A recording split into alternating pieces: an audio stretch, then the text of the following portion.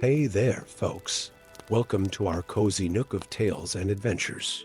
Today, like every episode, we're unlocking the doors of imagination to explore new worlds, meet fascinating characters, and experience unique emotions. I promise to take you on an unforgettable journey through the power of words. So, get comfy, grab your favorite drink, snuggle into that perfect spot, and get ready to lose yourself in a new story. Leave the outside world behind for a while and dive with me into the depths of storytelling. If you enjoy our content and want to support the channel, consider hitting that subscribe button and giving the video a thumbs up. Now, without further ado, let's dive into today's story. The mists of Twilight Vale clung to the ancient stones like spectral fingers, their ethereal tendrils weaving through the crumbling arches of what had once been the grandest city in the realm. A century had passed since Gandalf last walked these cobbled streets, yet the weight of time seemed to hang even heavier in the air than in his memories. The great wizard paused beneath a weathered statue, its features worn smooth by 100 years of rain and wind, and pulled his gray cloak tighter around his shoulders. Something was wrong in the vale. He could feel it in the very stones beneath his feet. Market squares that had once bustled with life now stood empty save for the occasional hurried figure, their faces hidden beneath deep hoods. Whispered conversations died at his approach, and doors clicked shut as he passed. In windows above, curtains twitched, and eyes peered out briefly before disappearing into darkness. This was not the homecoming he had expected. The Gray One returns, came a rasping whisper from a shadowed doorway. The end times are upon us. Gandalf turned sharply, but the speaker had already melted back into the gloom. His weathered face creased with concern. He had heard rumors on his journey here, tales of a cult that had risen in his absence, the Order of the Ashen Prophet, who spoke of doom and destruction in his name. But rumors rarely captured the full truth of things. In a tavern called the Broken Staff, Gandalf found his first real clue to the mystery. Disguised with a simple glamour that turned his distinctive gray robes to brown and masked his famous features, he listened as the innkeeper spoke to a group of travelers. They say when the Gray Wizard returns, the world will crack like an egg, the man said, his voice trembling. The prophet's writings are clear. Gandalf's magic has been seeping into the earth for centuries, like poison in a well. Each spell, each enchantment, left its mark. And now the magic turns corrupt. Like milk left too long in summer heat, Gandalf's hands tightened around his mug. There was truth hidden in those fearful words. He could feel it in the way his own magic seemed to resist his call, like a sword grown rusty with disuse. Every spell he had cast in his long life had indeed left its mark on the world, but he had never considered the cumulative effect of centuries of such magic. In the days that followed, Gandalf moved through the vale like a shadow, gathering pieces of the puzzle. The Order of the Ashen Prophet had risen 40 years ago, led by a woman who claimed to have discovered ancient scrolls in the depths of Mount Silence. The scrolls, supposedly written by Gandalf himself in some forgotten age, spoke of a great unraveling, a time when all the magic ever worked would return to claim its due. But something about the prophecies felt wrong, twisted somehow. In a hidden library beneath the old Magister's tower, Gandalf found the truth he sought. The scrolls were genuine. He recognized his own handwriting, but they were incomplete. They were notes he had made centuries ago about the nature of magic itself, warnings about its accumulation in the world. But someone had taken these fragments and woven them into something darker, something that served their own purposes. The trail led him to the Temple of Twilight, where the Order made its home. Here, in chambers thick with incense and fear, he found an unexpected ally, a young acolyte named Lyra, who had begun to question the Order's teachings. Together, They discovered that the Order's leader, the self-proclaimed prophet, was using the fear she had created to gather power. Every spell of protection cast by frightened citizens, every ward and charm purchased from the Order's priests, added to a growing web of magic that the prophet was weaving. "She claims it's to protect us when the end comes," Lyra explained, her voice barely above a whisper. "But I've seen her in the depths of the temple, working magic I've never seen before. She's drawing power from every spell cast in your name, every charm and hex laid in fear of your return." The truth, when it finally emerged, was both simpler and more complex than the prophecies suggested. Gandalf's magic had indeed been accumulating in the world, like layers of sediment building up over centuries. But it wasn't turning corrupt, it was changing, evolving into something new. The prophet had sensed this change and sought to harness it for herself, using the fear of Gandalf's return to create a vast network of connected spells that she could control. The confrontation, when it came, was not the battle of legendary powers that stories would later tell.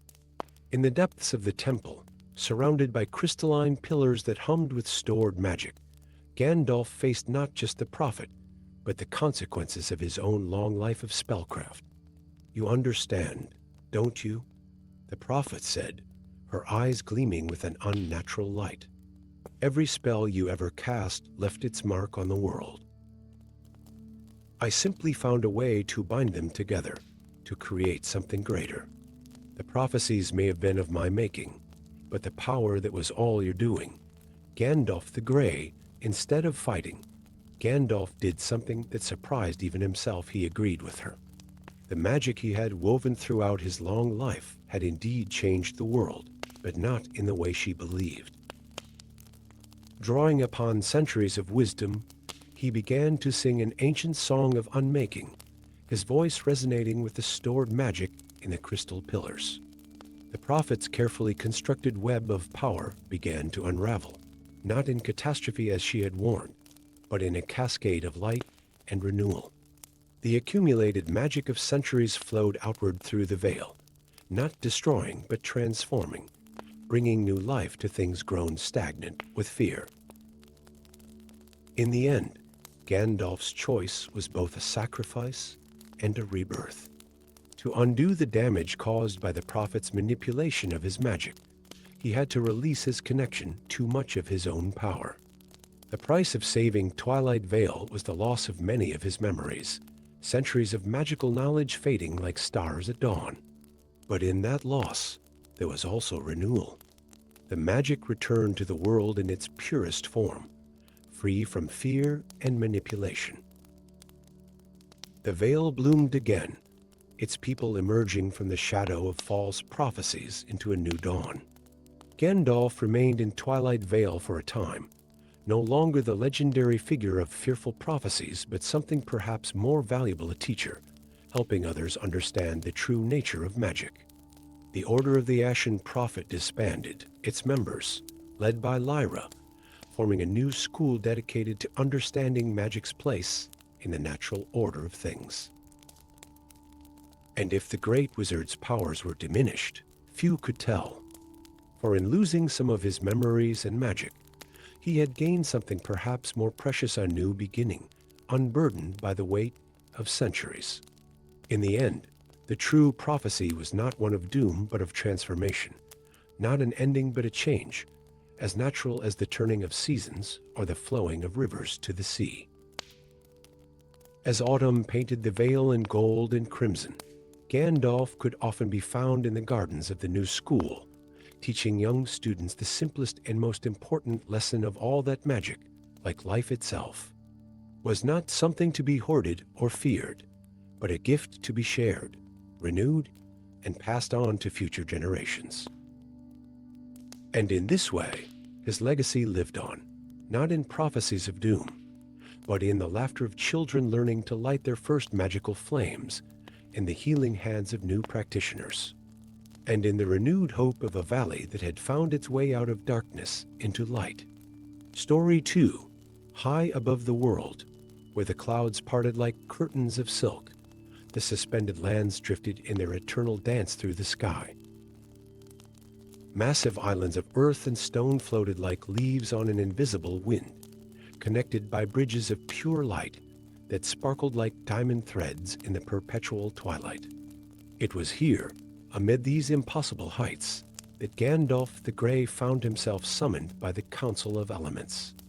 The summons had come with unprecedented urgency. The ancient crystals that kept the islands aloft were failing, their song growing discordant after millennia of harmony. As Gandalf crossed a bridge of light between the Isle of Dawn and the celestial citadel, he felt the subtle tremor beneath his feet, a vibration that spoke of deep instability in the very magic that held this realm together. The celestial citadel rose before him, like a dream carved from moonstone and starlight, its spires reaching toward the eternal aurora that danced above. Within its grand council chamber, 5 figures awaited, the elemental sages, each a master of their respective domain. But something was wrong. In their eyes, Gandalf saw not just concern, but fear. "The prophecies speak true," said Eris, the wind sage, her voice carrying the whisper of 1,000 breezes. "When the Grey Wizard walks these halls again, the time of choosing shall be upon us." Before Gandalf could respond, the chamber filled with a strange, resonant hum. The air shimmered, and suddenly he was not alone. Other versions of himself stepped through tears in reality, each one a path not taken, a choice made differently. One wore robes of deepest black, his eyes glowing with forbidden knowledge. Another shone with blinding white light, power radiating from him like a sun. A third appeared ancient beyond measure, bent with the weight of centuries, but possessed of an inner peace that seemed to calm the very air around him. "What sorcery is this?" Gandalf demanded, though in his heart he already knew. The failing of the crystal heart was causing more than just physical instability. It was weakening the barriers between possible realities. "The crystal heart does not simply keep the islands afloat," explained Terra, the Earth Sage, her voice rumbling like distant thunder. "It maintains the balance between all possible worlds. As it fails, these worlds begin to bleed into one another. You, Gandalf, exist in many of them, and now your other selves have begun to manifest." Each version of Gandalf carried with them the weight of their own choices, their own victories and regrets. The Black Wizard had embraced power at any cost, mastering arts that should have remained forgotten. The White had sacrificed everything for the greater good, becoming more light than man. The Ancient had chosen wisdom over power, becoming a teacher rather than a warrior. The Crystal Heart's chamber lay at the very center of the celestial citadel, a vast spherical space where a massive crystal pulsed with failing light. As Gandalf and his alternates gathered around it, they could see the fractures spreading through its core like veins of darkness. "Only one of us can restore it," said the white Gandalf, his voice carrying the weight of certainty. "But the price will be the erasure of all other possibilities. The paths not chosen must be sacrificed to preserve the one true path." The black Gandalf laughed, a sound like breaking glass. "And who decides which path is true? I have seen worlds where darkness brings order, where power serves a greater purpose than mere goodness." The ancient Gandalf simply watched, his eyes reflecting centuries of accumulated wisdom. "Perhaps the choice itself is an illusion. Perhaps we are meant to find a way to preserve all possibilities."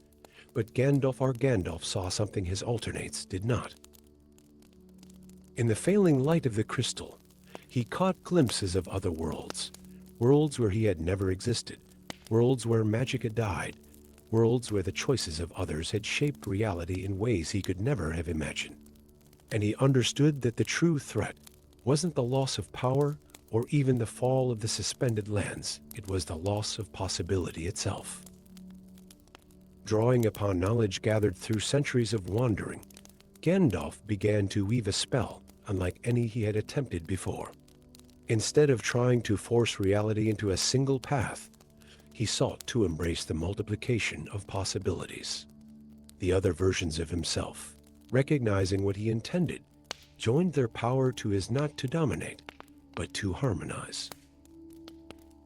The crystal heart began to pulse with new energy, not the rigid uniformity of before, but a complex rhythm that somehow encompassed multiple melodies at once.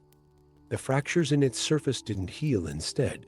They began to glow with their own light, becoming channels for power rather than flaws to be repaired. As the spell reached its crescendo, reality itself seemed to hold its breath. For a moment, Gandalf could see all the paths before him, all the choices made and unmade, all the possibilities that had led to this moment. Then, with a sound like 1,000 bells ringing at once, the crystal heart stabilized. The alternate versions of Gandalf didn't vanish as expected. Instead, they began to fade gradually, like stars at dawn, each leaving behind a trace of their wisdom, their power, their understanding.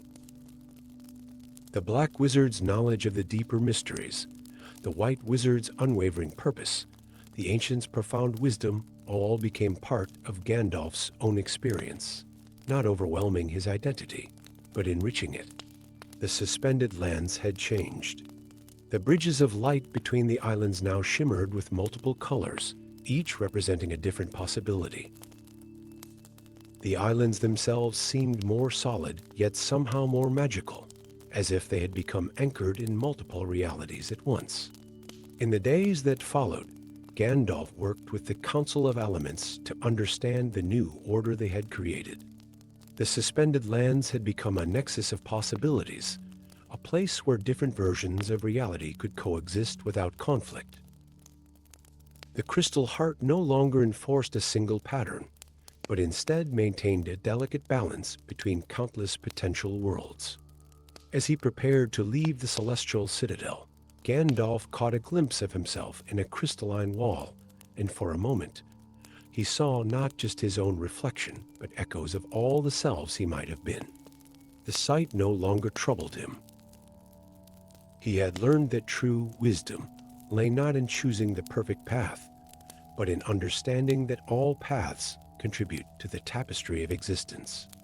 The suspended lands continued their eternal dance through the sky, but now they moved to a more complex rhythm, one that spoke of infinite possibilities and choices yet to be made.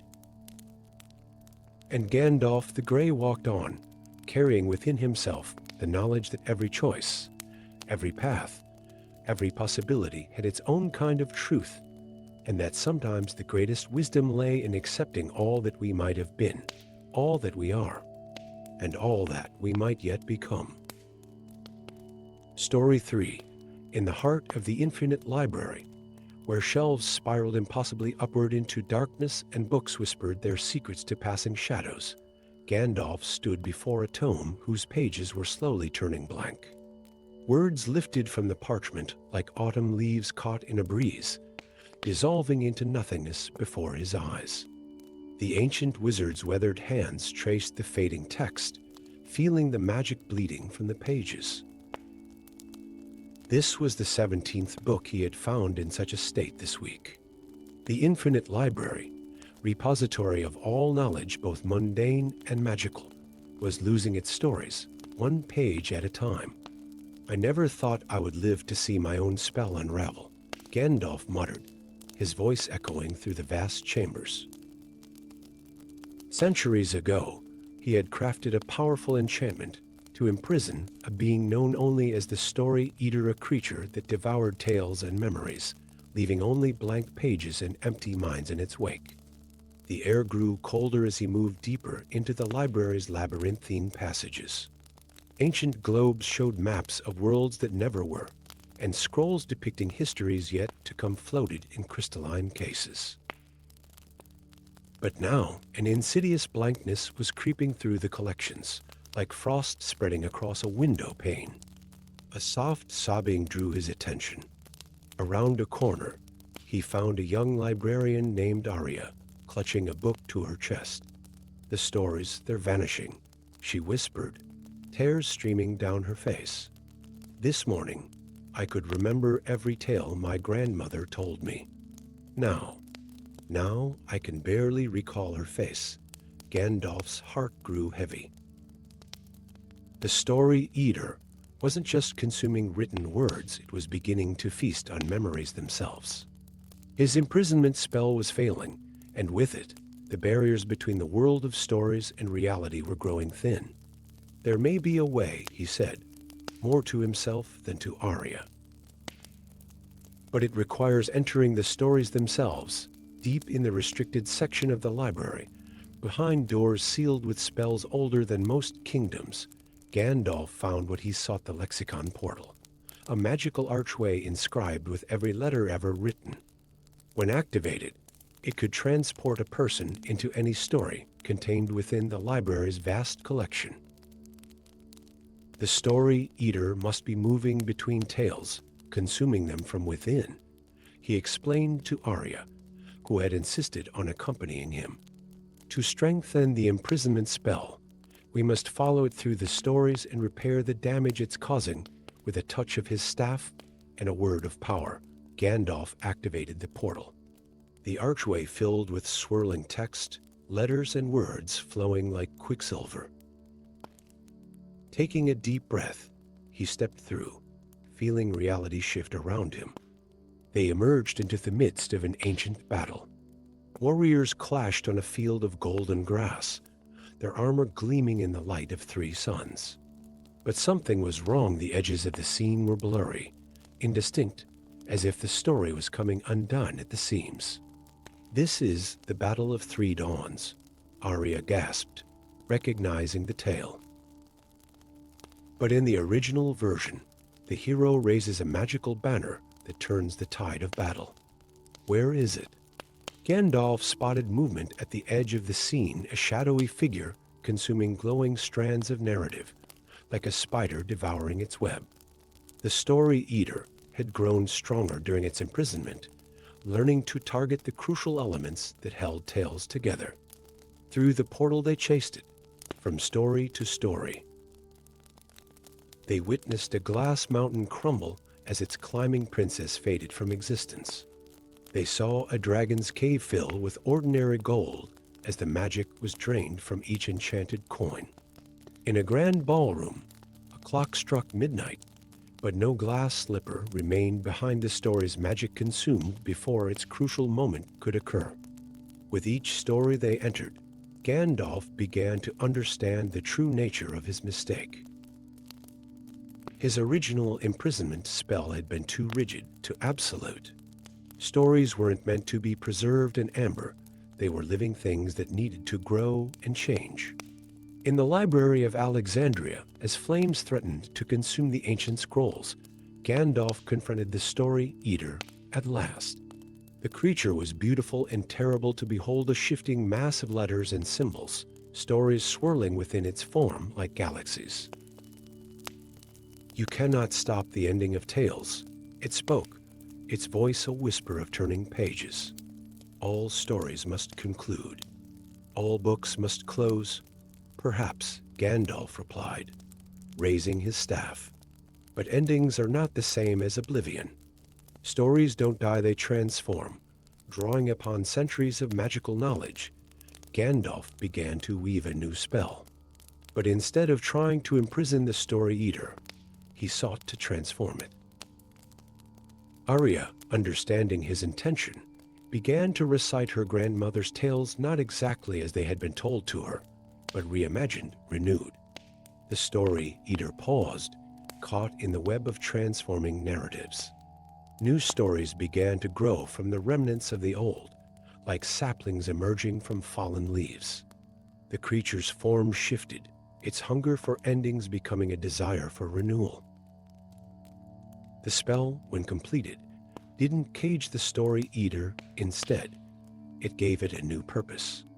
The creature became a guardian of story cycles, ensuring that as old tales faded, they would seed new ones in their wake.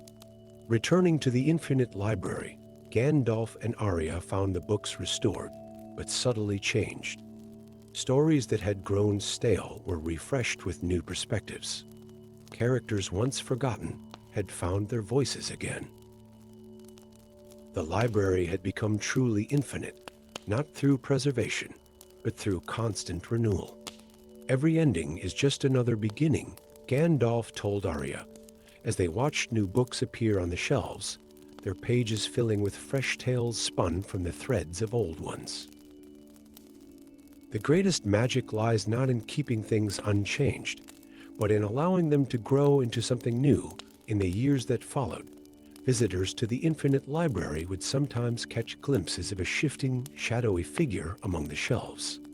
But now, instead of blank pages, it left behind stories transformed, familiar tales told in new ways, ancient legends reborn for new generations. And Gandalf, watching over it all, finally understood that his greatest spell had not been the one that imprisoned the story eater, but the one that set it free to become something more. For in the end, the true power of stories lay not in their permanence, but in their ability to change, to grow, and to be born anew in each telling. Story 4. The perpetual twilight that had gripped Luminaria for 7 days cast the city fortress in shades of purple and silver, its marble towers rising like pale ghosts against the darkened sky. Above, the eclipsed sun hung frozen in its celestial dance, a black disk ringed with fire that refused to move across the heavens. In the streets below, crystal lanterns burned with enchanted flame, their light doing little to dispel the strange shadows that seemed to move with minds of their own. Gandalf stood at the city gates, his gray robe stirring in a wind that carried whispers of fear. The guards, their armor gleaming with runes of warding, regarded him with a mixture of hope and suspicion. 7 days of endless twilight had changed the people of Luminaria. Their eyes now darted nervously at every shifting shadow, and many wore crystals of remembrance around their necks, desperate to keep their memories from being stolen by the darkness. 3 citizens vanished last night, Captain Alawan reported, her silver armor marking her as a member of the Twilight Guard. When we found them this morning, they were empty. They breathed and moved, but their memories, their very essence all gone. Gandalf's grip tightened on his staff. He had seen this before, centuries ago, when he had helped create the artifact that now threatened to unleash catastrophe upon the city, the Eye of Night. It had been meant as a tool to study the deeper mysteries of time and memory, but its power had proved too dangerous to control. "Take me to the archives," he commanded, knowing that the answers he sought lay in the city's deepest vaults. The archives of Luminaria spiraled down into the earth like an inverted tower, each level growing older and more secret than the last. As they descended, the air grew thick with the weight of ancient magic. Crystalline chambers branched off the main stairway, each containing artifacts and records from the city's long history. But something was wrong. In several chambers, the crystals that should have glowed with stored memories were dark and lifeless. And in the shadows between them, Gandalf caught glimpses of movement, like fragments of time itself trying to escape their containment. "There," he said suddenly, pointing to a figure that seemed to flicker at the edge of vision, a younger version of himself, moving with purpose through the archive as if engaged in some vital task. "Another phantom?" Alawan asked, her hand on her sword. "We've been seeing them throughout the city, images of people doing things they never did, living moments that never happened. Not a phantom," Gandalf corrected grimly. "A memory of what was, or what might have been. The Eye of Night isn't just stopping time. It's fracturing it, creating loops and echoes of possibilities. They found the vault where Gandalf had hidden the eye centuries ago, but the magical seals had been broken from within. In their place, a complex pattern of temporal energy swirled, showing fragments of different timelines like reflections in broken glass. Through one of these temporal windows, Gandalf watched his younger self working feverishly to create the Eye of Night. Driven by an insatiable curiosity, about the nature of time and memory. In another, he saw an alternate version of events where he had destroyed the artifact instead of hiding it. The timelines were bleeding into each other, creating a maze of what-ifs and might-have-beens. The eye was never meant to be awakened, he explained to Alawan. It contains a fragment of time itself, a moment of perfect stillness captured and crystallized. But now that stillness is spreading, trying to freeze all of time in a single, eternal moment, a shadow detached itself from the wall, another version of Gandalf, this one younger than the original, but older than the one they had glimpsed earlier. We must complete the ritual, this temporal echo insisted. The eye's power could revolutionize our understanding of magic itself. That was my mistake, the real Gandalf replied, addressing both his echo and himself. Some knowledge is too dangerous to pursue. Some doors should remain closed, but simply destroying the eye was impossible. Its power had become too entwined with the fabric of reality around Luminaria. Instead, Gandalf realized he would need to enter the temporal maze it had created and find its heart. With Alawan guarding his physical form, Gandalf projected his consciousness into the swirling time streams. He moved through layers of memory and possibility, witnessing countless versions of his own past decisions. Each timeline offered a different perspective on the eye's creation, and with each new understanding, he began to see how to unravel its power. In the heart of the temporal maze, he found what he had both expected and feared, a perfect moment of stillness, a single instant stretched into infinity. This was what the eye had been designed to capture, but in doing so, it had created a paradox that threatened to freeze all of time. Drawing upon centuries of magical knowledge and the wisdom gained from seeing his own mistakes played out across multiple timelines, Gandalf began to weave a new kind of spell. Instead of trying to contain or destroy the frozen moment, he worked to integrate it back into the natural flow of time. The magic built slowly at first, then with increasing power. The various timelines began to merge and settle, finding their proper places in the stream of causality. The temporal echoes of Gandalf faded one by one, each contributing its own understanding to the spell being woven. In the physical world, the perpetual twilight began to lift. The eclipsed sun resumed its journey across the sky, and the shadows that had been stealing memories retreated to their proper places. The citizens of Luminaria found their missing memories returning. Though changed somewhat now, they carried echoes of possibilities, dreams of what might have been. The Eye of Night itself was transformed. Instead of containing a frozen moment of time, it became a lens through which the flow of time could be observed, but not altered. Gandalf placed it in a new vault in the archives, not sealed away in fear, but preserved as a reminder of the importance of wisdom over knowledge. Time is not meant to be frozen or controlled, he told Alawan as they emerged from the archives into the first true sunrise Luminaria had seen in 7 days. Its power lies in its movement, in the eternal dance of what was, what is, and what may yet be. In the years that followed, Luminaria's scholars would study the records of those 7 days of twilight, learning valuable lessons about the nature of time and memory. The city's crystal lanterns were redesigned to cast light that moved and changed like natural daylight, and its timekeepers developed a deeper appreciation for the fluid nature of temporal magic. And sometimes, in the quietest hours of night, citizens would report seeing strange reflections in the city's many fountains, glimpses of other possibilities, other paths not taken. But these were no longer cause for fear, but rather reminders of the infinite possibilities that exist in every moment of time. Story 5. Deep in the whispering forest, where ancient trees wove their branches into cathedral-like vaults above, and mist curled like spectral serpents around gnarled roots below, Gandalf the Grey stood before a sight that made even his centuries-old heart pause. A dragon turned to stone. its massive form frozen in an eternal pose of defiance. Moss and vines had claimed parts of its crystalline surface, but beneath the verdant growth, runes pulsed with an inner light that spoke of magic far older than the forest itself.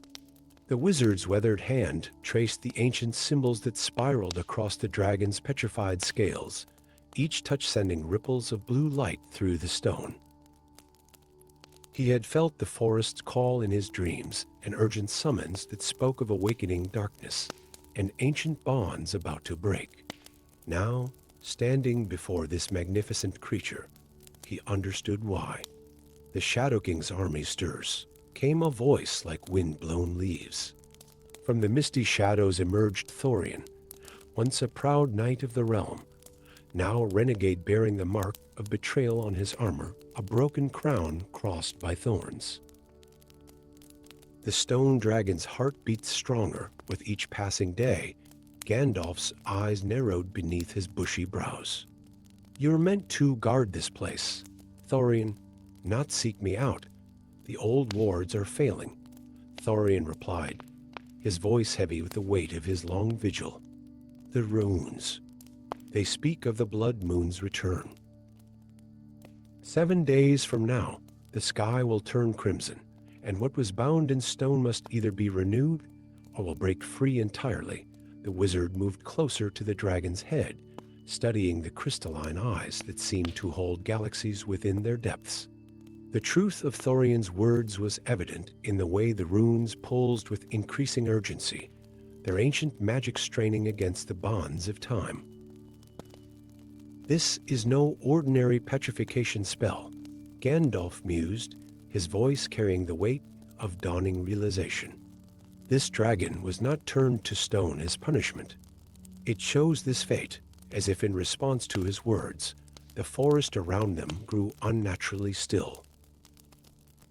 The ever-present whispers that gave the woods their name fell silent, and in that silence, both wizard and knight could hear it, a deep, rhythmic pulsing, like a massive heart beating within the stone. Through the next days, as the moon grew fuller and redder in the sky, Gandalf delved deeper into the mystery. The runes told a story that had been lost to time of an ancient conflict between the dragon lords and beings of pure shadow that had sought to devour all light from the world. The dragon before them had been Luminar, greatest of the light bringers, who had chosen petrification as a means to bind the shadow beings away from the world of light. But now the shadows were finding ways to seep back through, and the stone dragon's power was the only thing holding them at bay. With each pulse of its crystal heart, Gandalf could feel the strain growing stronger. On the 6th day, as the moon hung like a copper disk in the darkening sky, Thorian revealed the full truth of his supposed betrayal. "I didn't betray the kingdom," he said, removing his gauntlet to reveal skin that had turned to living crystal. "I discovered that the royal family had been corrupted by shadow touch. My betrayal was refusing to serve what they had become." Gandalf saw the proof in the knight's transformed flesh, the same type of crystalline transformation that had taken Luminar. Thorian had begun to undergo the change himself in his long guardianship of this place. As the blood moon rose on the 7th day, painting the forest in shades of crimson, the shadows began to manifest writhing tentacles of pure darkness that sought to shatter the dragon's stone form. The runes blazed with brilliant light as ancient magics awakened. Gandalf understood then what had to be done. The original binding spell had been powered by Luminar's willing sacrifice, but it was never meant to last eternally. The dragon had known that someday the world would need guardians of light once more.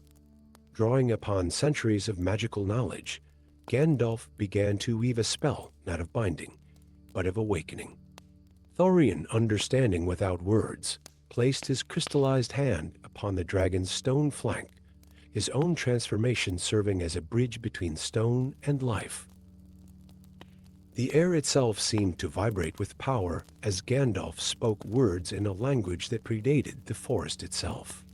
The runes on the dragon's stone form began to move, flowing like liquid light as the petrification spell slowly unwound. Shadows lashed at them from all sides, but where they touched the growing sphere of light surrounding the dragon, they hissed and dissolved. With a sound like a mountain shifting, cracks appeared in the stone dragon's surface. Light blazed from within, turning the blood moon's crimson glow to pale gold. As the last of the stone fell away, Luminar emerged in all his glory scales shimmering with an inner radiance that pushed back the encroaching darkness. The dragon's first breath was a burst of pure light that scattered the shadow creatures like leaves in a storm. Its eyes, still holding galaxies within them, fixed upon Gandalf with ancient wisdom. "The time of hiding is past," Luminar spoke, its voice resonating through earth and air alike. "The shadows grow bold once more, and the world has need of its light bringers." Thorian's crystalline transformation, rather than consuming him, had prepared him for this moment. As Luminar spread wings that seemed to catch and reflect every source of light in the forest, the knight's armor began to shimmer with the same inner radiance. "You knew," Gandalf said to the dragon, understanding dawning in his ancient eyes. "You knew that when the time came, we would need not just your power, but a new order of guardians." Luminar's answer was a sound like distant bells. "The shadows cannot be defeated by a single light, no matter how bright. The world needs many lights, many guardians, each choosing to stand against the darkness in their own way." As dawn broke over the whispering forest, the blood moon finally set, and with it, the age of shadows began to recede. Thorian became the first of a new order, the Crystal Knights humans, who chose to undergo the partial transformation to better guard the realms of light. Gandalf understood that his discovery of the stone dragon had not been chance but destiny, another turn in the eternal dance of light and shadow. And so a new chapter began, with Luminar soaring once more through the skies, its light a beacon of hope, while below, the whispering forest continued its ancient watch, its whispers now carrying tales not of binding and sacrifice, but of awakening and renewal. Story 6. The Whispering Forest lived up to its name on the night Gandalf the Grey discovered the first flame had gone out. Ancient trees creaked and swayed in the absence of wind, their leaves rustling with secrets as old as Middle-earth itself. The wizard stood before a blackened altar, his weathered face illuminated by the soft glow of his staff where once burned an eternal flame. Now only cold ashes remained. This was no ordinary fire. For thousands of years, the eternal flames had burned as anchors, keeping the ancient darkness at bay. 5 flames, lit by the first wizards at the dawn of the age, each burning with a different colored fire that reflected the very essence of magic itself. Now, for the first time since their creation, one had been extinguished. As Gandalf knelt to examine the ashes, a figure emerged from between the trees, a young woman with hair, the color of autumn leaves and eyes that seemed to hold their own inner light. She wore simple traveling clothes, but moved with an otherworldly grace that suggested she was more than she appeared. "I felt it go out," she said, her voice carrying the same ethereal quality as the whispering leaves above. "The flame called to me in its final moments." Gandalf studied her carefully, noting how the magical light from his staff seemed to bend toward her, drawn by some hidden power. "Who are you, child?" "My name is Lyra," she replied, kneeling beside him at the altar. As her fingers touched the ashes, tiny sparks danced around them. "Though until tonight, I didn't know why I could do this." Before their eyes, the sparks grew into small flames that hovered above her palm, dancing with colors that shouldn't exist in natural fire. Gandalf's eyes widened in recognition. She bore the mark of the first flame keepers, those who had originally lit the eternal flames. But there was no time to ponder this discovery. A cold wind swept through the forest, carrying with it the unmistakable scent of corruption. In the distance, shadows began to move against the darkness, taking forms that had not walked freely in Middle-earth for millennia. "The barriers are weakening," Gandalf said grimly, rising to his feet. "Without all 5 flames burning, the ancient seals begin to fail. We must rekindle this flame and check on the others before." A bone-chilling howl cut through the night, followed by another and another. The shadows were growing bolder, drawing closer to the extinguished flame's sanctuary. "Can you teach me?" Lyra asked, her voice steady despite the encroaching darkness. "Can you help me understand what I am?" "If we survive the night," Gandalf replied, raising his staff as the first of the shadow creatures emerged from the tree line. They were things of nightmare half-formed shapes that seemed to be made from living darkness itself, with eyes that glowed with hungry malevolence. The battle that followed was like a dance of light against darkness. Gandalf's staff blazed with white fire, keeping the shadows at bay, while Lyra's innate powers manifested in bursts of multicolored flame that seemed to burn the very essence of the shadow creatures. Together, they pushed back the darkness long enough to reach the sanctuary's heart. "The flame must be rekindled," Gandalf explained between breaths, "but it requires more than just fire. It needs a piece of the Flamekeeper's soul, freely given. This is why the original keepers passed their power through bloodlines so their descendants could maintain the flames if needed." Understanding dawned in Lyra's eyes. "This is why I've always felt drawn to fire, why I could never stay in one place. I was meant to find this." But before they could begin the ritual, a familiar voice echoed through the sanctuary. "Or perhaps you were meant to find me." From the shadows emerged Saruman the White, but changed. His once pristine robes were now streaked with darkness, and his eyes held a fevered light. "My old friend," Gandalf said softly, "what have you done?" "What was necessary," Saruman replied. "I discovered the truth in the ancient texts. The eternal flames don't just keep darkness at bay, they suppress all primal magic. By extinguishing them, we can release power beyond imagining back into Middle-earth, power that was bound away for good reason," Gandalf countered, positioning himself between Saruman and Lyra. "The darkness it brings would consume everything. Sometimes destruction is necessary for rebirth." Saruman raised his staff, dark energy crackling around it. "Stand aside, Gandalf. The girl's power belongs in more experienced hands." What followed was a clash of titans, 2 of the most powerful wizards in Middle-earth, one fighting to protect the ancient order, the other to destroy it. Their magic lit up the night sky, drawing the attention of every dark creature for leagues around. Lyra watched in awe as Gandalf matched Saruman's corruption with pure light, neither able to gain the upper hand. But she wasn't idle. As the wizards fought, she began the ritual, understanding instinctively what needed to be done. The power in her blood called to the ancient altar, responding to magics laid down at the beginning of the age. "Gandalf," she called out, her voice carrying above the magical battle. "The flame, I know how to light it." Saruman, realizing what she intended, launched a desperate attack, but Gandalf held firm, giving Lyra the moment she needed. Drawing on everything within her, she pressed her hands to the altar and offered up a piece of her essence not taken, but freely given. The eternal flame roared back to life, burning with colors that defied description.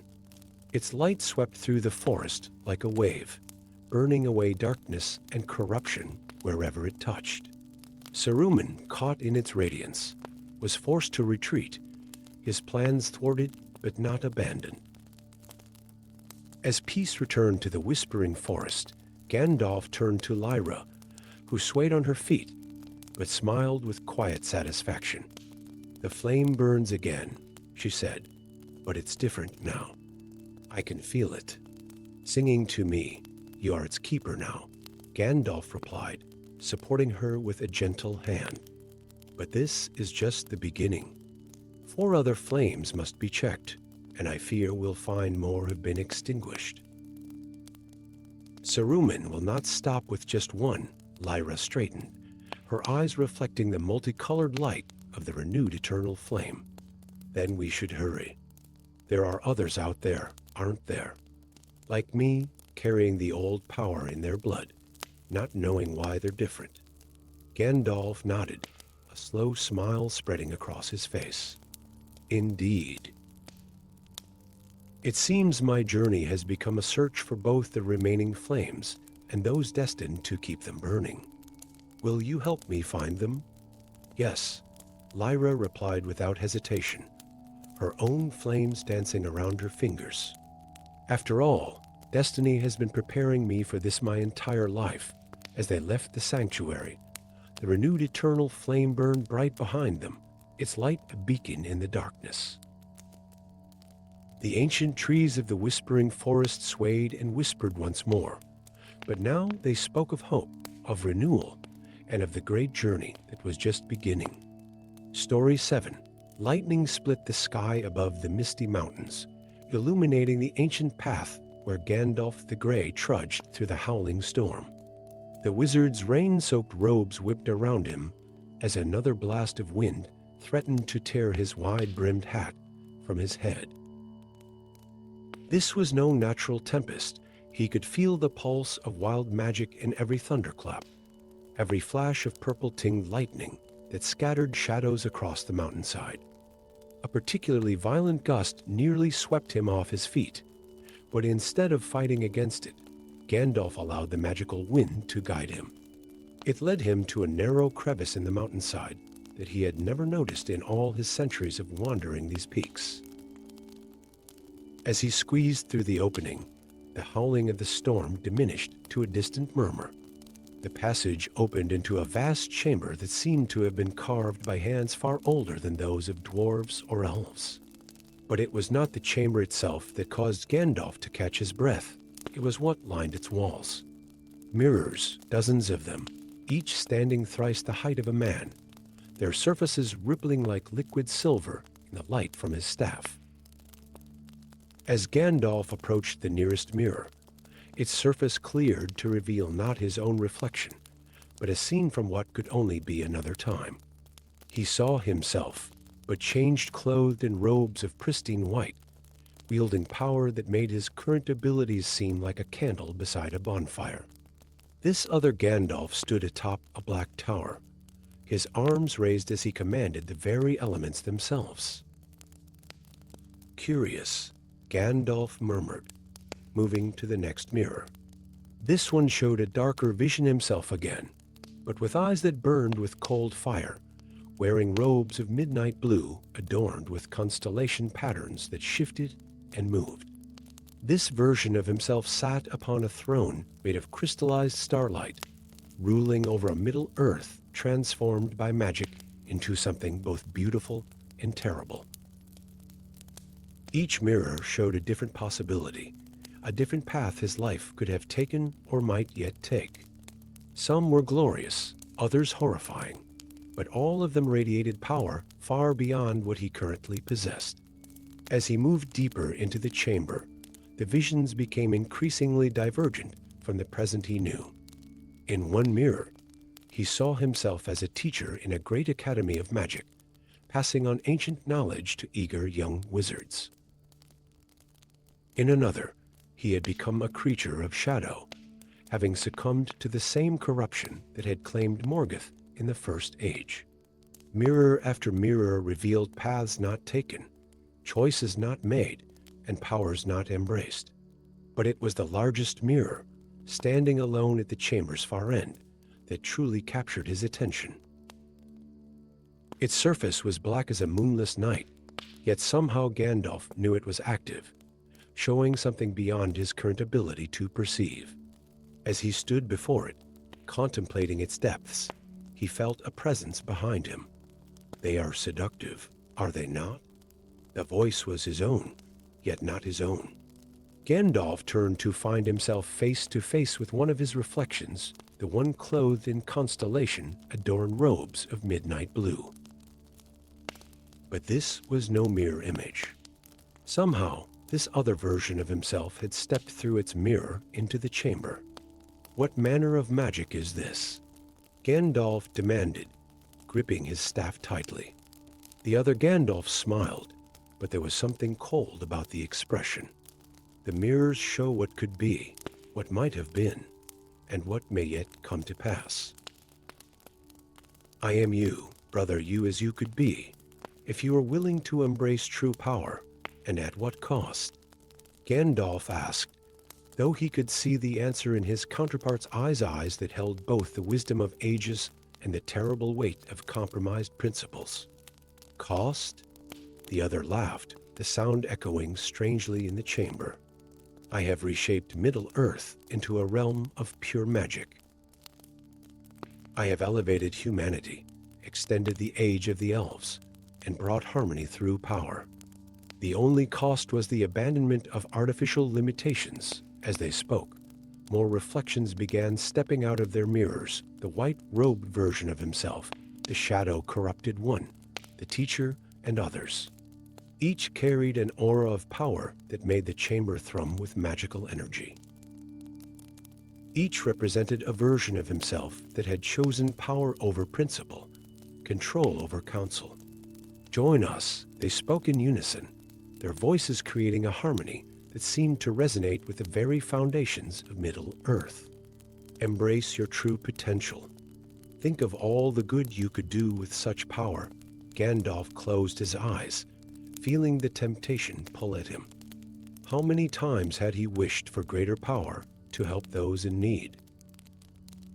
How often had he felt frustrated by his limitations when facing the shadows that threatened Middle-earth? The mirrors offered paths to powers beyond imagining. But as he opened his eyes, his gaze fell upon his staff, simple, wooden, worn smooth by centuries of use. He remembered all the times this humble tool had been enough, all the victories won not through overwhelming power, but through wisdom, courage, and the strength of those he had helped along the way. No, he said simply, his voice cutting through the magical harmonies like a knife through silk.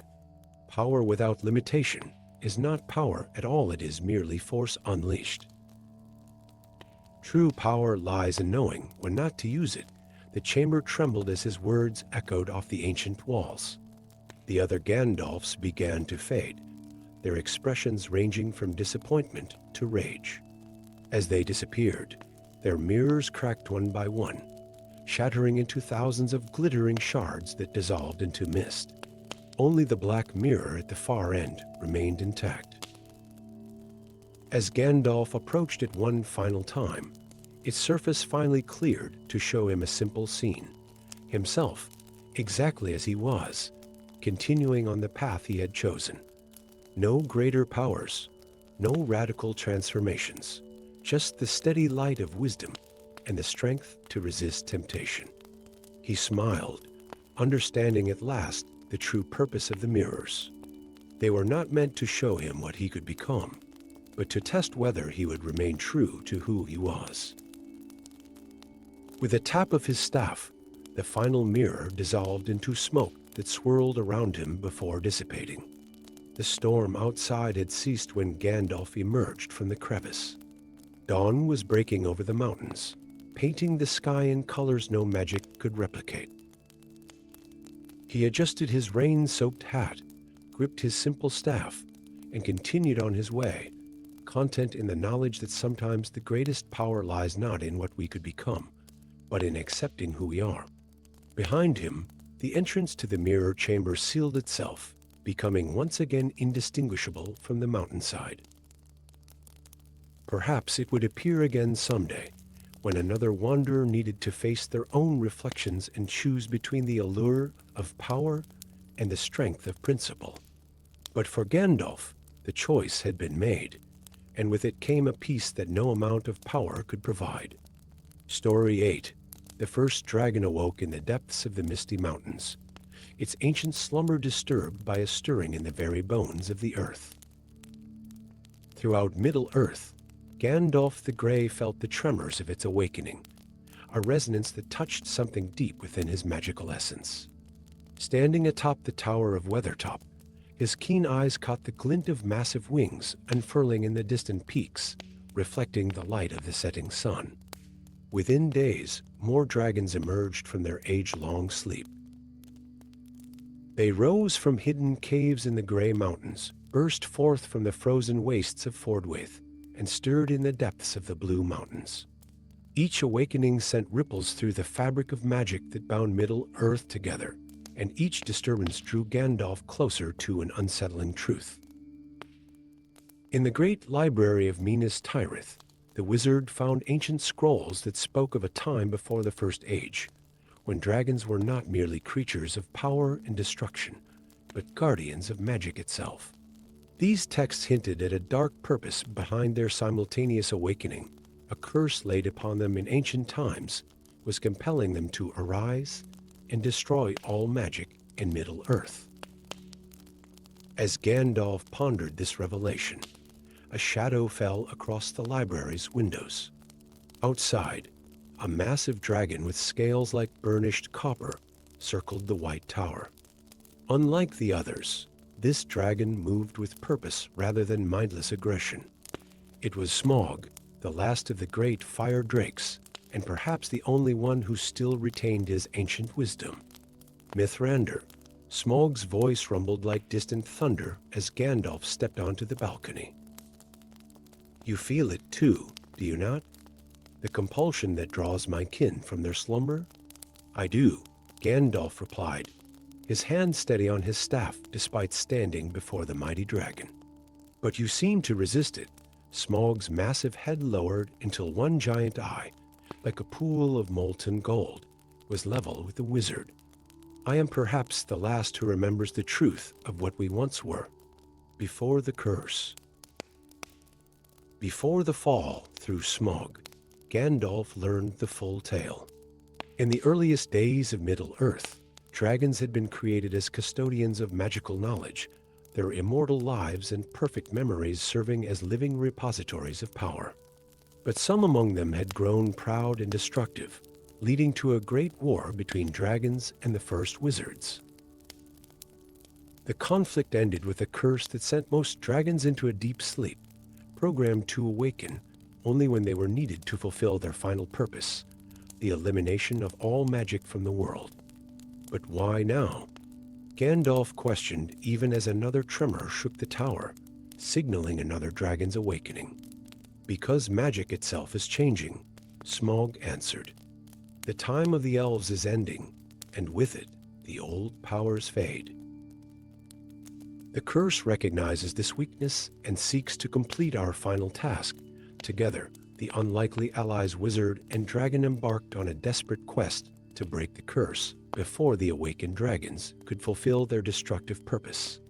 They traveled to the far northern waste of Fordwaith, where the curse had first been laid, while behind them, more dragons rose and began their dance of destruction.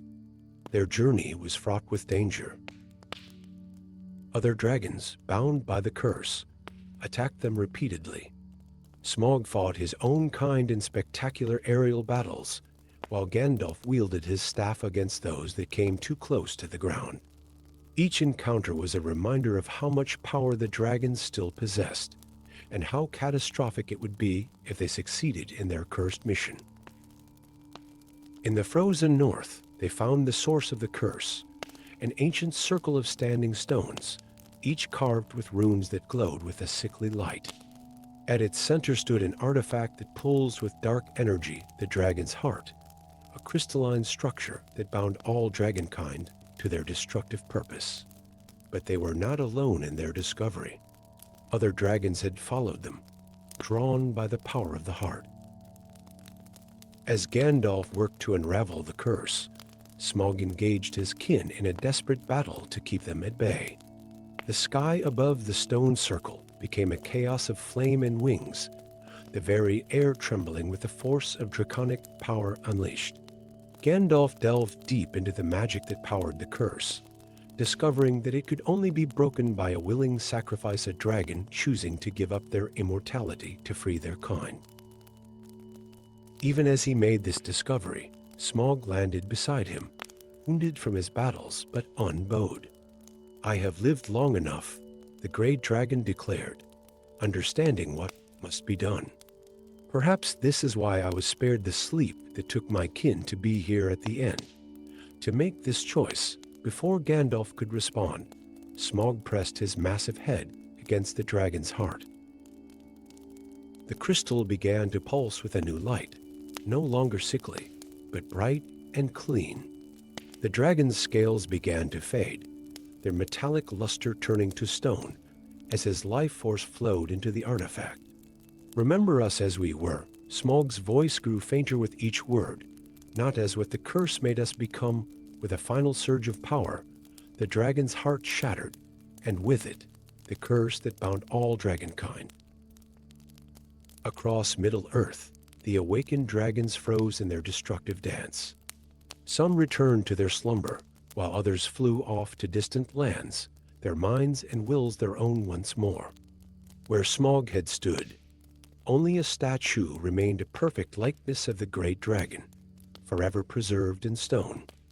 At its base, a small scale of burnished copper had fallen, which Gandalf carefully picked up and kept as a reminder of the dragon's sacrifice. In the years that followed, the dragons of Middle-earth became less active, no longer driven by the curse's destructive purpose. Some remained as guardians of ancient places, while others retreated to remote territories where they could live in peace. The age of dragons as mere creatures of destruction had ended, replaced by a new understanding of their true nature as complex beings capable of both great wisdom and terrible power. Gandalf often returned to the stone dragon that had once been Smaug, particularly on nights when the stars shone bright and magic seemed to dance in the air. He would remind himself, and any who would listen, that even in the darkest of curses, the light of sacrifice and redemption could be found. And sometimes on very quiet nights, visitors to that frozen circle would swear they could hear the whisper of ancient dragon song on the wind, a reminder of the noble creatures they had once been and through sacrifice could be again. Story 9. Deep within the ancient library of Orthanc, where shadows danced like living things across towering shelves of forgotten knowledge, Gandalf the Grey discovered a book that should not exist. The grimoire lay hidden behind a false wall, its cover bound in something that wasn't quite leather, adorned with symbols that seemed to shift and change when viewed directly. The very air around it hummed with forbidden power. The wizard's gnarled fingers hesitated above the tome. In all his centuries of studying the arcane arts, he had never encountered anything that radiated such ancient and terrible knowledge. The letters on its spine were written in a script older than the First Age, predating even the arrival of the Valar to Middle-earth. "So, this is where you've been hiding," Gandalf whispered, his voice barely disturbing the dust of ages. With calculated care, he lifted the grimoire from its resting place. As he did so, the gems adorning his staff flickered and dimmed, as if something was drawing their power into the book's weathered pages. The first page bore a warning in blood-red ink. To read these words is to know the price of power. To understand them is to accept the debt that comes due.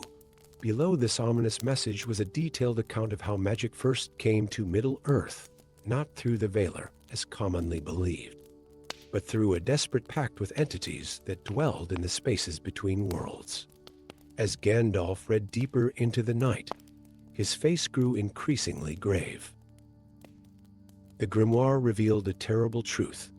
All magic in Middle-earth was borrowed power, granted by these ancient entities in exchange for a promise of eventual payment. The time of reckoning was approaching, and these beings were stirring from their ageless slumber, ready to collect their due. The library's silence was suddenly broken by a sound like breaking glass, but infinitely distant. Gandalf looked up to see the air itself beginning to crack, revealing glimpses of something vast and incomprehensible beyond. The entities were already beginning to reach through. With remarkable speed for one who appeared so old, Gandalf gathered his robes and fled the library, the grimoire clutched tightly under his arm. He had to warn the other members of the White Council, but more importantly, he needed to find a way to renegotiate the ancient pact before all magic was drained from Middle-earth. His journey took him first to the golden woods of Lothlorien, where Lady Galadriel's power was already beginning to wane. The great Malorn trees, once gleaming with ethereal light, were dimming like candles in a strengthening wind. "You have found it, then," Galadriel said as Gandalf entered her glade.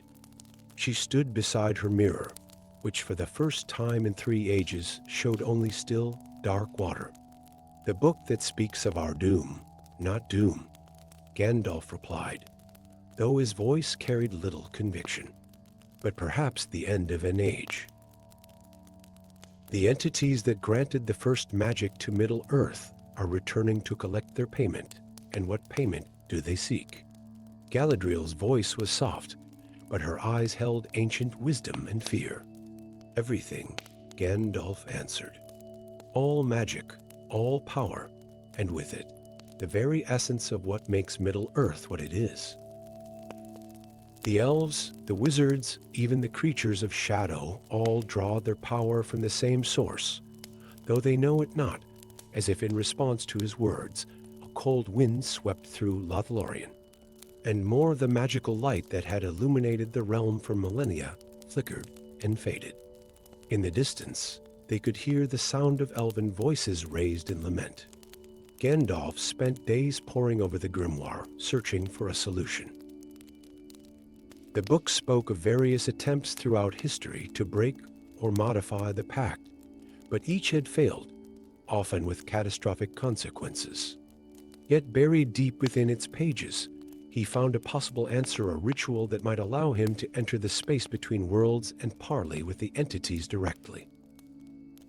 The ritual required 3 elements: water from the foundations of the world, found only in the deepest dwarf mines, starlight captured and crystallized by elven craft, and most crucially, the willing sacrifice of immortal power.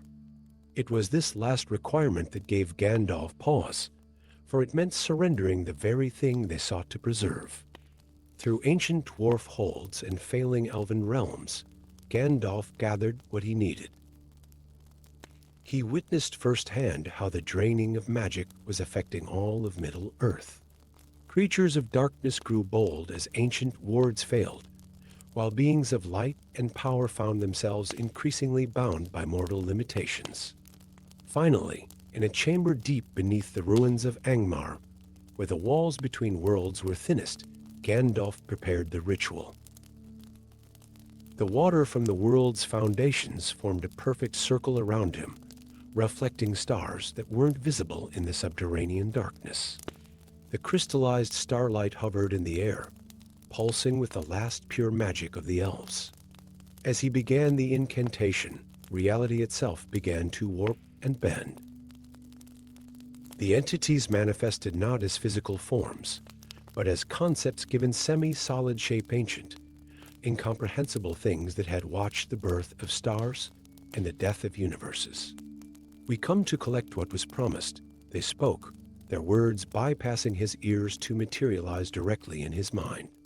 "The power we lent has earned its interest 1,000 times over." Gandalf stood firm before them, his staff raised. "I come to offer a new bargain," he declared. "Not to break the old pact, but to transform it." The entity's attention focused on him with such intensity that reality itself seemed to bend. "Speak, little flame," they said. "What could you offer that would interest us?" "Myself," Gandalf replied. "My immortality, my power freely given. In exchange, allow a portion of magic to remain in Middle-earth, not as borrowed power, but as a true gift to this world. The entities considered this offer, their very contemplation causing time and space to fluctuate around them. Finally, they responded, "We accept, but with a condition. The magic that remains will be diminished, subtle, no longer capable of the great works of power that once shaped this world. So be it." Gandalf agreed and felt his immortal essence begin to fade. The ritual ended with a surge of power that reshaped the very foundations of magic in Middle-earth. When it was done, Gandalf found himself changed. His gray robes had turned white, and while he retained some of his power, it was different now, truly his own, no longer borrowed from ancient entities. The price had been paid, the debt settled. Magic would remain in Middle-earth, though transformed. It would manifest not in great rings of power or mighty spells of destruction, but in the subtle enchantments of nature, in the craft of elves, and in the small everyday wonders that made the world a place of beauty and mystery. As Gandalf emerged from the chamber, he saw the first light of dawn breaking over the mountains. The world felt different, younger in some ways, older in others. The great age of high magic was ending, but perhaps this new age, with its subtler enchantments, would prove more enduring. He smiled, knowing that while much had been lost, something precious had been preserved. The grimoire in his hands had crumbled to dust, its purpose fulfilled. But the knowledge it had contained the true nature of magic, its price, and its transformation would remain with him always, a reminder of the day he had helped reshape the very essence of Middle-earth. Story 10. The ancient towers of Mindalluin cast long shadows across the valley as the setting sun painted the sky in hues of amber and violet. Gandalf the Grey stood atop the highest spire, his weathered hands gripping his staff as he observed a sight that only those gifted with magical sight could perceive: the slow unraveling of magic itself from the fabric of Middle-earth. Like gossamer threads catching the last light of day, strands of ancient power were dissolving into nothingness, taking with them the very essence that had sustained the realm for millennia. The elves had felt it first, their own magic diminishing, forcing them to retreat to the undying lands. But now, even the most fundamental enchantments that held the world together were beginning to fade. "So, it has come to this," Gandalf murmured, his voice carrying the weight of centuries. The wind caught his gray robes and long beard, making them dance like smoke in the twilight. In his mind's eye, he could still see Middle-earth as it had been during the height of its magical splendor, when dragons soared through crystal skies, when elven cities gleamed like starlight made solid, when every forest harbored ancient mysteries and every mountain held secrets of power. Deep in the libraries of Minas Tirith, buried beneath centuries of dust and forgotten lore, Gandalf had discovered an ancient prophecy speaking of this very moment. The text, written in a script so old it had taken him weeks to decipher, spoke of the twilight of magic and a final spell that could preserve the essence of enchantment for future generations. But the price of this magic was terrible. It required the willing sacrifice of the most powerful wizard remaining in Middle-earth. As darkness fell and stars began to appear in the velvet sky, Gandalf descended the tower steps, each footfall echoing with purpose.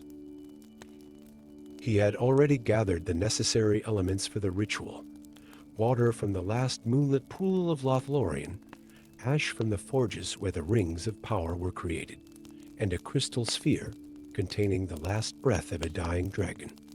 Now, only one component remained: his own life force, willingly given. But as he reached the base of the tower, a shadow darker than the night itself materialized before him. It took shape slowly, forming into a mirror image of himself, but twisted and wrong his own doubts and fears given form by the unraveling magic.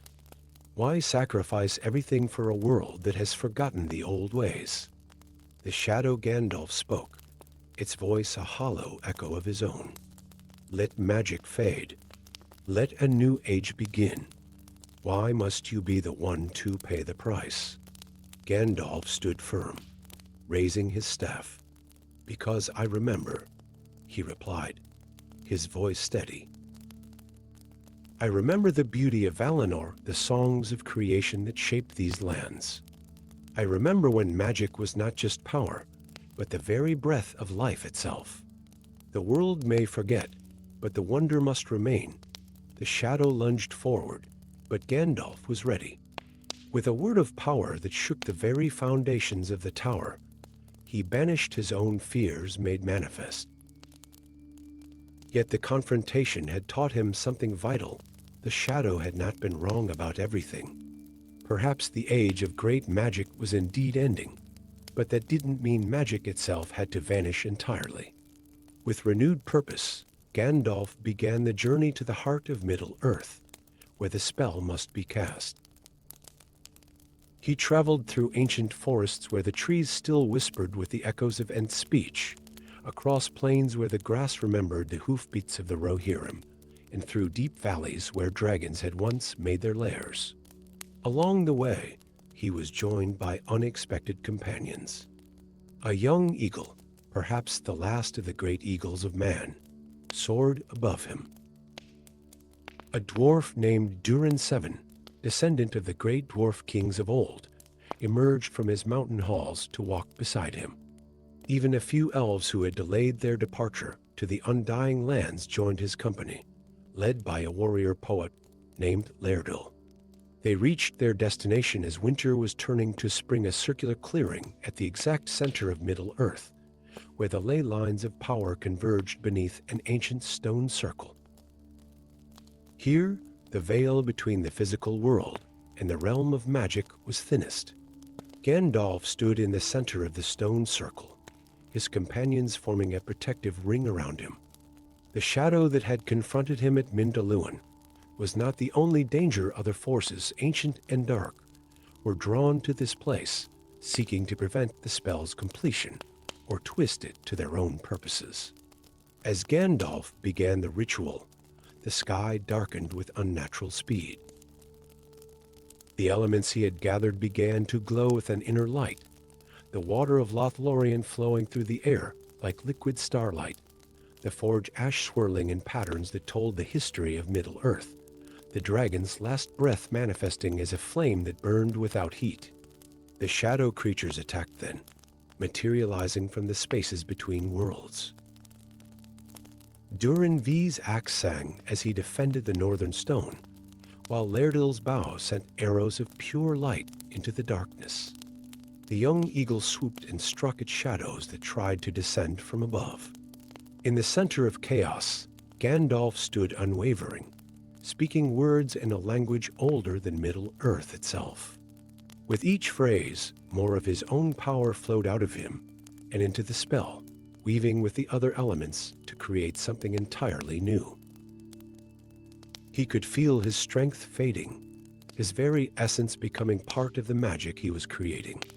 But as the spell neared its completion, Gandalf realized something crucial.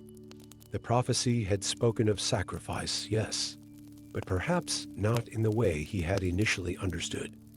What was needed was not the death of the last great wizard, but the transformation of his power into something new.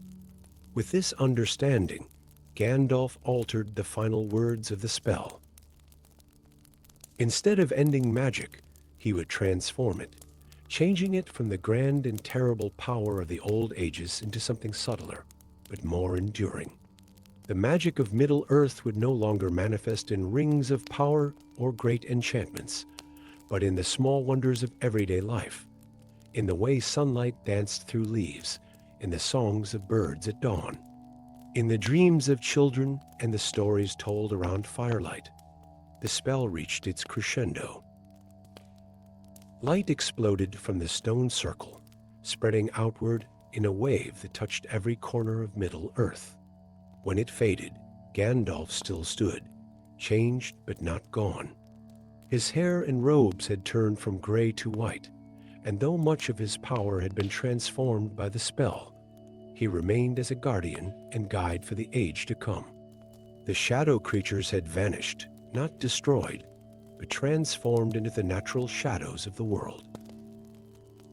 The stones of the circle had crumbled to dust, their purpose fulfilled. Above, the young eagle circled once before, flying west, carrying the news to all who could understand it. "It is done," Gandalf said softly, leaning on his staff. "The magic of Middle-earth will continue, though few may recognize it for what it is." Durin 7 approached, his axe lowered. Was it worth the price? Gandalf looked around at the clearing, where the first flowers of spring were already beginning to peek through the soil. In the distance, he could hear the sound of children's laughter carried on the wind, and somewhere, someone was beginning to tell a story. "Yes," he replied, smiling. "For as long as there are those who remember the old tales and see the wonder in the world around them, magic will never truly fade, and so began a new age of Middle-earth, where magic no longer dwelt in rings of power or wizards' staffs, but in the hearts and dreams of all who chose to see it."